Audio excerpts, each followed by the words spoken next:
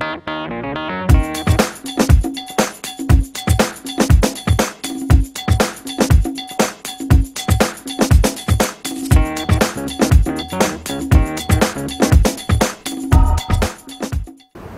malam teman-teman. Dialog kita The Lecture kali ini akan melanjutkan perbincangan kita pada dialog sebelumnya tentang Indonesia yang kita cita-citakan. Jika pada episode yang lalu potret yang dihadirkan oleh teman-teman lebih menyorot pada kondisi Indonesia saat ini, maka kali ini kita ingin mendapatkan gambaran tentang Indonesia yang akan datang dan bagaimana mencapainya. Gambaran itu ingin kami dapatkan dari seluruh penjuru Nusantara. Karena itu akan kita hadirkan dalam dialog ini Saudara Muhammad Hasbi Aziz, putra Ambon yang menyelesaikan pendidikannya di UMI Makassar, dan Ibu Nonon Saribanon, putri Pasundan yang menyelesaikan S1-nya di Universitas Padjadjaran Bandung. Dan ada Pak Slamet Darayoni, SMA-nya di Palembang, tapi menyelesaikan pendidikannya di Jakarta. Kita ingin pertama kali mendapatkan perspektif itu dari Pak Hasbi. Bagaimana Anda melihat Indonesia yang dicita-citakan di masa yang akan datang? Jadi pertama kalau kita ingin melihat bagaimana Indonesia ke depan, tentu kita harus cek dulu beberapa hal yang menjadi dasar.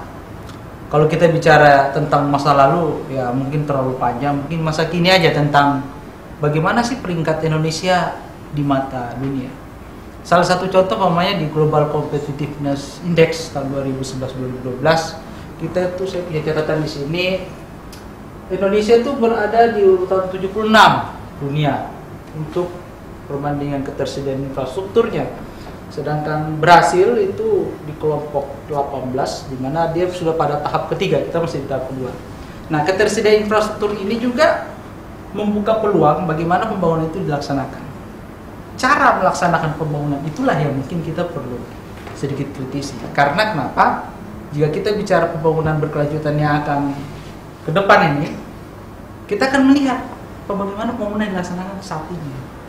Kalau Indonesia dengan berbagai kebijakan pemerintah ingin melakukan pembangunan yang memperhatikan masa depan Indonesia dan generasi selanjutnya, tentunya cara membangun saat inilah yang harus menjadi momentum dilaksanakannya pembangunan itu sesuai dengan kaidah-kaidah lingkungan yang ada. Jika tidak, maka saya pesimis jika pada masa mendatang nanti kita menikmati pembangunan yang kita idealkan. Nyatanya pembangunan saat ini itu belum mampu menjawab bagaimana nanti pembangunan masa depan generasi yang akan datang itu belum bisa menjamin saat ini. Sehingga ketika ke depan yang idealnya bahwa pembangunan saat ini harus bagaimana menjawab kebutuhan masa depan itu tidak akan. Apa sih kebutuhan Indonesia masa depan itu? Nah, kebutuhan Indonesia masa depan yang saya maksudkan adalah ketika Indonesia di tahun sekian di depan itu, taruhlah 2045 berarti ya satu abad Indonesia ya, satu abad Indonesia. Generasi saat itu tuh punya kebutuhan yang bisa dijawab. Contohnya umpamanya jika dia ingin makan, maka ketersediaan ada. Jika umpamanya pembangunan fisik itu tidak menginisiasi atau mengkapling, menghabisi sumber daya alam yang ada.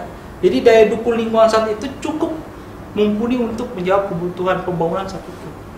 Kalau umpamanya coupling pembangunan itu sudah dirampas pada saat ini, maka prosentasenya akan semakin kecil di pembangunan yang akan datang.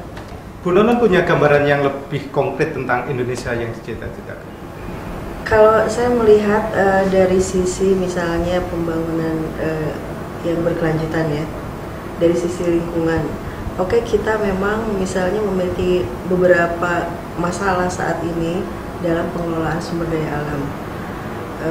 Tetapi sebenarnya yang lebih penting bukan hanya masalah bahwa kita harus menjaga cadangan atau membatasi eksplorasi. Saya kira yang lebih penting adalah untuk apa hasil eksplorasi sumber daya alam itu kita gunakan. Dan tadi saya dalam beberapa hal setuju dengan Pak Hasbi bahwa memang kita harus menyiapkan infrastruktur yang memungkinkan perkembangan ekonomi ke depan itu bisa difasilitasi dengan baik. Contohnya begini, misalnya banyak sekali di daerah kita yang infrastrukturnya masih sangat terbatas. Padahal dengan adanya infrastruktur itu akan memicu pertumbuhan ekonomi yang baik. Misalnya katakanlah di kepulauan, pulau-pulau kecil, pulau-pulau terluar kita misalnya dengan sumber daya alam yang kaya, tetapi aksesnya dari sisi infrastruktur sangat kurang, dan ini otomatis akan mengurangi pertumbuhan ekonomi. Dan infrastruktur juga akan memperkecil gap antara Jawa dan luar Jawa misalnya. Itu dari sisi infrastruktur kaitannya dengan pertumbuhan ekonomi. Di sisi lain yang perlu kita siapkan adalah bahwa kita memang seperti yang sering dikatakan harus mengembangkan competitive advantage kita. Itu selalu didengungkan, tetapi apa langkah kita untuk mencapai itu kelihatannya masih kurang optimal. Misalnya dari sisi research, itu berapa banyak sih basis research kita yang menuju ke sana, yang bisa mengembangkan competitive advantage kita, misalnya dari kekayaan keanekaragaman hayati dan seterusnya. Nah, dengan misalnya basis research kemudian infrastrukturnya juga dimulai direncanakan, maka ke depan misalnya katakanlah minyak bumi habis pun itu nggak masalah, karena kita punya kegiatan ekonomi yang lain. Ya, tapi kita juga melihat realitas. Ada kondisi masyarakat, taruhlah perkotaan, infrastrukturnya jauh lebih bagus daripada pedesaan, masyarakatnya lebih maju, tapi lingkungannya juga harus lebih rusak. Dan kenyamanan mungkin tidak senyaman teman-teman di desa. Jadi mungkin harus ada sebuah bayangan Indonesia yang dicita-citakan itu tidak hanya sekedar infrastruktur yang baik dan sebagainya. Mungkin Pak Slamet punya pandangan tersendiri.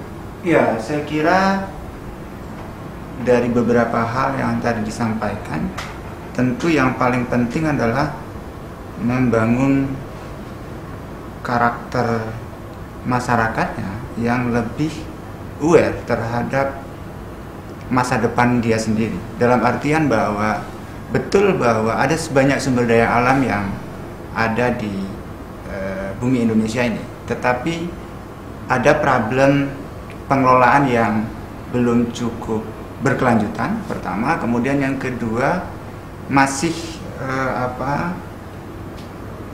berorientasi pada pasar tertentu, dan celakanya itu ada di Jawa, sehingga kalau masih mempertahankan pola pembangunan yang berorientasi pada kawasan perkotaan terutama di Jawa, kemudian menafikan keberadaan masyarakat yang ada di pedesaan terutama di luar Jawa, saya kira pertama memang cita-cita untuk Indonesia lebih sejahtera, lebih mulia ke depan itu akan sangat sulit didapatkan oleh generasi yang akan datang. Itu yang pertama.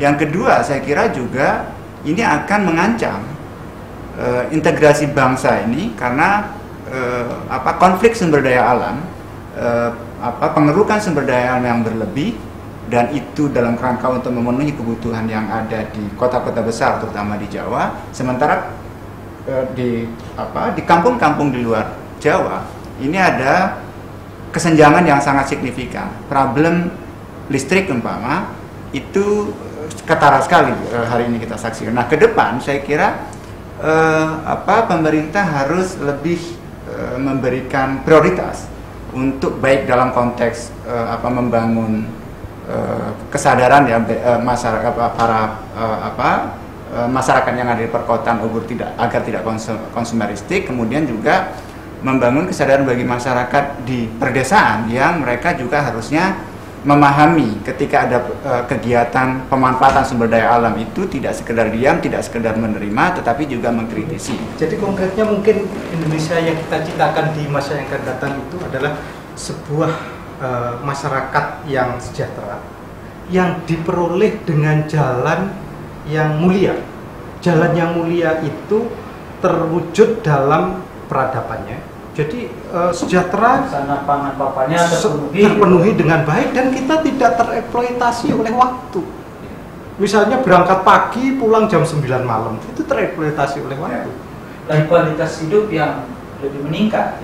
Kalau kualitas hidup di zaman 100 tahun Indonesia mereka gitu ya, 2045 itu masih seperti ini, itu berarti tidak berhasil pembangunan itu, tidak tercapai itu. Sebagai gambaran, waktu kami ada kesempatan itu di Brazil, hutan tropis kita dan hutan tropis di Brazil beda-beda tipis sebenarnya, 1-2 kan, Brazil nomor 1, kita nomor 2. Tapi di sana itu ada pengaturan kebijakan yang sangat ketat. Kalau kita mau landing, kita akan lihat jelas batas antara daerah yang boleh dieksploitasi dengan daerah yang tidak boleh dieksploitasi atau dieksplorasi. Dengan perlindungan yang sangat sederhana. Kenapa Anda melindungi itu? Itu kan masih bisa dilakukan pembangunan infrastruktur, bisa meningkatkan kesejahteraan rakyat yang membuka lahan tersebut. Mereka katakan dengan bahasa sederhana. Itu cadangan buat anak cucu saya.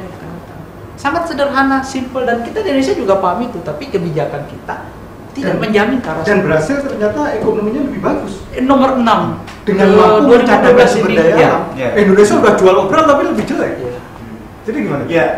Ya sebetulnya ada problem konsistensi pemerintah ya. Saya harus menyebut itu karena memang kalau kita melihat instrumen peraturan perundang-undangan ya itu sudah cukup banyak ya. Tinggal bagaimana, dan pemerintah itu tidak hanya sekedar pemerintah pusat tapi juga di pemerintah daerah. Kita melihat umpama ada regulasi yang mengatur soal tata ruang, di mana bagaimana pemanfaatan lahan dan sebagainya. Kemudian juga ada regulasi tentang undang-undang tentang perlindungan.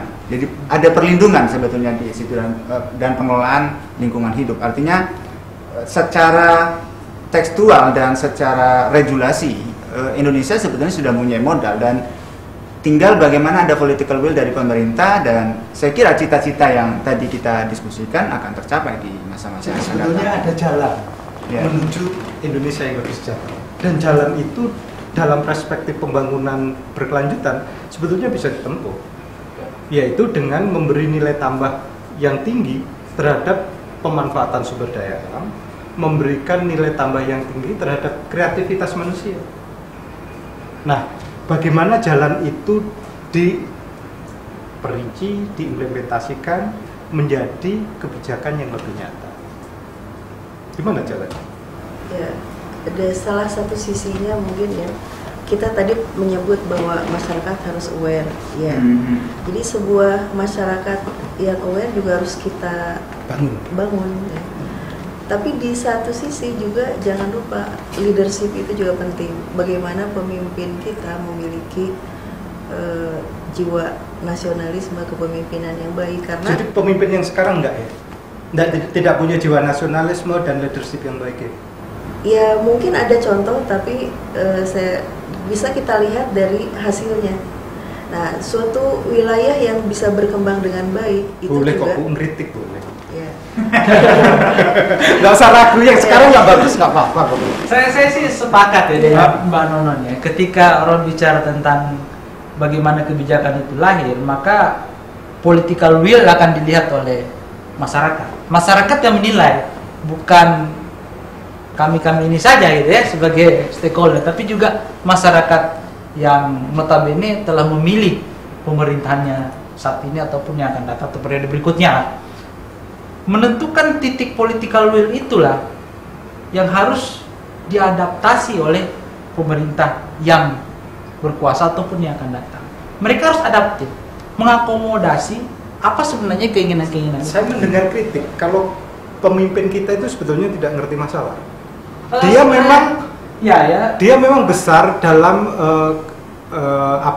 karir politiknya, tetapi dalam satu lingkungan yang sebetulnya lingkungannya sekarang sudah berubah. Jadi dia masih punya frame A, sementara lingkungan itu sudah menghendaki K. Ya, artinya sehingga touch-nya nggak masuk. Sesuatu yang diinginkan A tidak dibagi dengan kecepatan. Ya, tapi cilakanya pemimpin-pemimpin tua yang dikritik itu yang dikatakan tidak lagi sesuai dengan zaman, kan harusnya ada pemimpin muda. Tapi pemimpin mudanya korup, gimana dia? Saya kira itu sangat personal dan individual, pertanggungjawaban personal.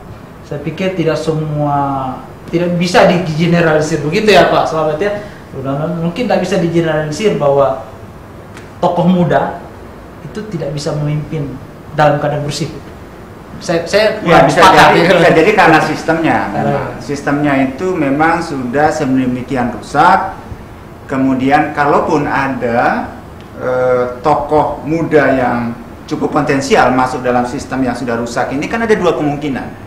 Pertama, dia kalau terus melawan dia akan disingkirkan. Kalau dia larut dalam situ dia ikut. Nah, celakanya hari ini yang kita saksikan mereka ikut dalam arus yang rusak itu tadi, sehingga tidak bisa menyelesaikan problem yang jadi sistemnya harus dirubah. Saya kira demikian. Sistem merubah itu revolusi ya. Kan tidak harus tidak harus revolusi fisik. Bisa saja revolusi dalam konteks pemikirannya. Kan itu juga bisa dibangun, dan bagaimana membangun kesadaran itu juga dimulai dari penyadaran dari individu-individu itu. Jadi tidak dipahami bahwa revolusi itu harus revolusi fisik. Jadi kita membutuhkan sebuah sistem baru yang harus dibangun. Sistem itu kalau konteksnya pembangunan berkelanjutan itu sangat fundamental yang harus kita rujuk. Salah satu contoh apa yang didengungkan oleh keberhasilan pemerintah yang lalu seperti revolusi hijau yang melahirkan swasembada pangan itu dalam perspektif lingkungan kan salah. Kenapa salah? Karena input pertaniannya yang tinggi, pupuk yang besar, subsidi pertanian yang besar, pestisida yang besar, ketergantungan pada benih yang besar, dan sekarang terbukti ambruk. Jadi membangun rumah pasir sebetulnya. Ya. Kenapa? Karena memang tidak sesuai dengan kaidah-kaidah lingkungan. Nah kalau itu dirubah, jalan pembangunan kita memang akan berubah. Sebenarnya pemerintah nggak perlu terlalu susah sebenarnya. Seperti Pak Herdi katakan tadi ya, perspektif itu sudah ada jalannya sebenarnya. Saat ini pemerintah sudah mulai memperhatikan keseimbangan ya kebijakan politik timur barat itu, bagi Indonesia bagian timur, Indonesia bagian barat itu mempunyai akselerasi yang sama, sehingga pembangunan lebih dikedepankan di wilayah timur untuk mengejar ketertinggalan dari daerah barat. Tapi saya nggak percaya itu. Kalau jembatan sudah dibangun, 80% ekonomi di sini. Artinya begini. Indonesia bagian timur ini ketika politikalnya itu sudah ada, tentu harus dibarengi dengan akselerasi programnya yang jelas juga. Kalau di Jawa, Sumatera dihubungkan badan kontinental itu dengan jalan darat karena di kontinental, maka Indonesia Timur itu jalan daratnya itu yaitu berbentuk air, laut ya. Jadi disatukan oleh laut. Jadi basis untuk menentukan politik pemerintah terhadap pembangunan infrastruktur sana harusnya basis kapal toh. Tapi ini nggak dilaksanakan. Ya. Jadi konsep Sabuk Nusantara itu harus dijalankan. Betul. Jadi artinya di awal ada, tapi di tingkat kedua ini nggak ada. Jadi tingkat implementasi itu nggak jalan. Jadi mungkin perintah Presiden A, tapi kemudian di bawahnya nggak. Saya juga kurang paham. Tapi itulah yang keren. Jadi dengan kata lain sebetulnya Anda membantah pernyataan Anda sendiri. Keseimbangan Timur Barat sebetulnya baru hanya di perkataan, belum sampai pada program. Maksud saya itu tadi, saya mengantarnya bahwa sebenarnya ada kesepakatan tentang bagaimana membangun akselerasi timur terhadap barat. Tapi ketika tingkat implementasi tidak ada.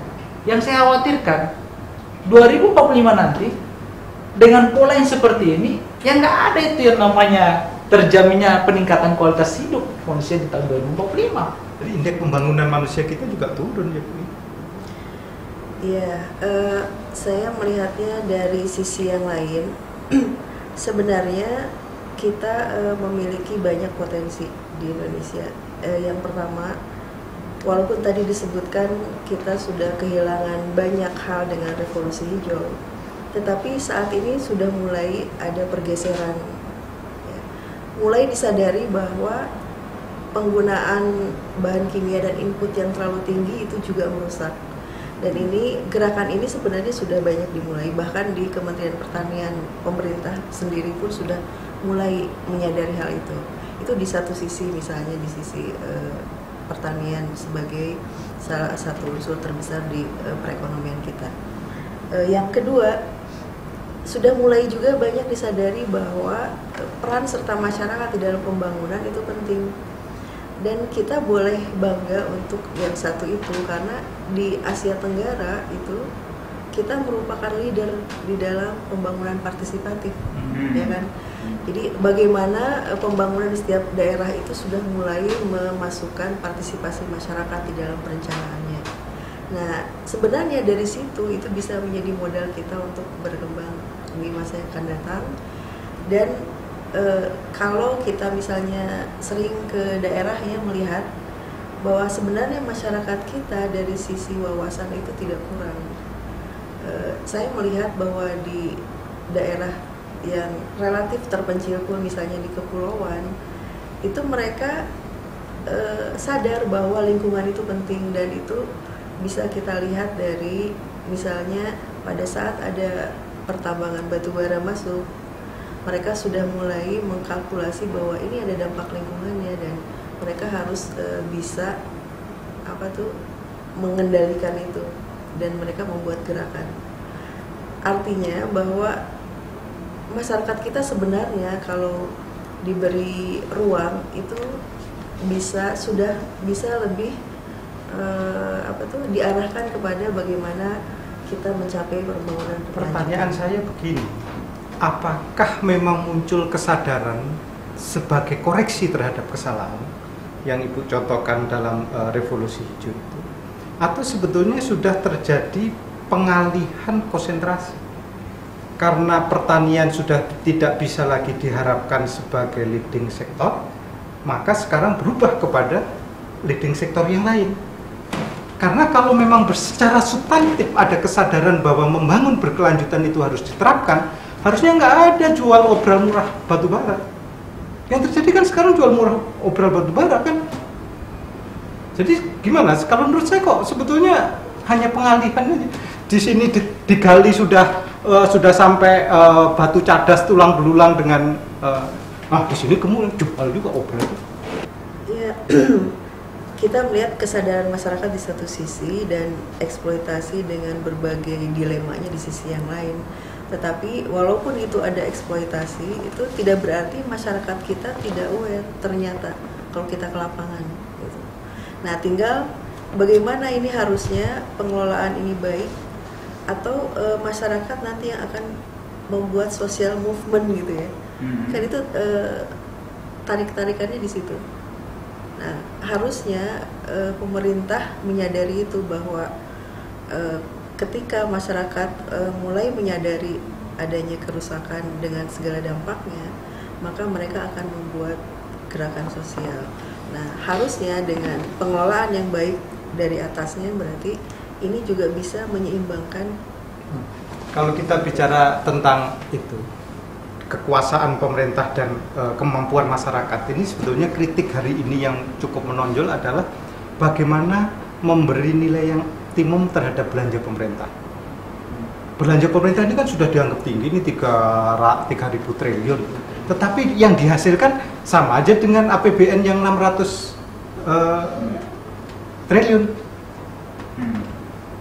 Ini gimana, Pak Hasbi? Ya, saya coba lihat sedikit, ada data ini. Atas dasar harga berlaku pada triwulan 2 2012. Ini mengingatkan pada Harmoko. Tapi data penting. Oh iya, supaya data kita sama dengan pemerintah. Nggak ada kalimat menurut Bapak Presiden. Konstruksi itu menyumbang 211 triliun. Itu hanya triwulan kedua. Terus keuangan, real estate, jasa dan perusahaan itu 146, terus sektor pengangkutan dan komunikasi 138,8 triliun. Nah, kenapa saya kemukakan ini, sektor-sektor memberikan sumbangsi ini? Karena inilah yang menjadi indikator terhadap pertumbuhan ekonomi. Nah, pertumbuhan ekonomi ini diharapkan akan memicu gerakan-gerakan pertumbuhan ekonomi daerah, yang artinya sama dengan peningkatan kualitas hidup dari manusia setempat. Harusnya. Tapi tolak ukurnya semuanya fisik. Nah, Nah ini kan mengukur kualitas hidup tuh bukan sekedar fisik. Diharapkan dengan akselerasi infrastruktur yang baik, maka mobilisasi logistik dan bagaimana mereka bertumbuh, kemudian melakukan peningkatan ekonomi secara mandiri itu bisa terlaksana tanpa kendala gitu. Itu parameter pemerintah itu. Tapi pembagian persentase pembangunan yang bisa menjamin keberlangsungan masa depan kita ini, ke depan buat anak cucu kita ini, itu yang sebenarnya perlu ditekankan. Itu yang mungkin kritiknya pertumbuhan ekonomi yang berkualitas. Yang berkualitas, yang berkelanjutan. Istilahnya kalau sekarang kan banyak istilah ya Pak Slamet ya, green economy. Terus ada percepatan ekonomi pembangunan ekonomi yang berkelanjutan. Tapi semuanya kan cuma slogan-slogan. Kita rumuskan dalam pointers. Apa roadmap menuju Indonesia yang kita cita-citakan? Ya, saya kira yang paling penting adalah mengembalikan semangat bahwa membangun sebuah bangsa itu tidak sekedar bagaimana pemerintahan itu berjalan sebagaimana biasanya, tetapi memang membangun kesadaran dari masyarakat bahwa memang dia terlibat aktif dalam proses perencanaan, kemudian pengawasan dan evaluasi bahkan dalam setiap program pembangunan itu, karena dari situ kemudian ada kesepahaman antara pemerintah dengan masyarakatnya, sehingga apa yang dibutuhkan oleh masyarakat itu ditangkap oleh pemerintah dan pemerintah juga akan menjalankan mandat rakyat. Dan hari ini kan tidak terjadi. Jadi menguatnya civil society. Iya, keterlibatan masyarakat. Kalau perspektif Asmi, jalannya apa? Roadmap-nya? Mungkin ada dua langkah. Pertama itu program pembangunan itu harus berbasis adopsi kebutuhan masyarakat, kearifan lokal, dan pergeseran pasar yang terjadi di tengah masyarakat. Hal yang kedua itu pengawasan ketat terhadap urbanisasi. Jadi urbanisasi itu di-maintain secara baik. Terus pembangunan itu harus berbasis penataan ruang. Dan semuanya itu bermuara pada bagaimana pembangunan itu dijalankan secara berkelanjutan. Saya kira itu. Kalau Bu Nunung melihatnya? Kalau saya melihat memang sepertinya klise, tapi ini memang penting bahwa kita memiliki sebuah perencanaan ke depan dalam jangka panjang. Katakanlah apa itu blueprint atau master plan. Karena kenapa demikian? Misalnya kita mau membasiskan diri pada optimalisasi keanekaragaman hayati kita, baik dari sisi nilai maupun pengembangannya. Itu kan tidak bisa kita tiba-tiba mulai mengembangkan dan berhasil, tapi itu membutuhkan waktu yang panjang. Apakah untuk researchnya, untuk pengembangannya, implementasinya.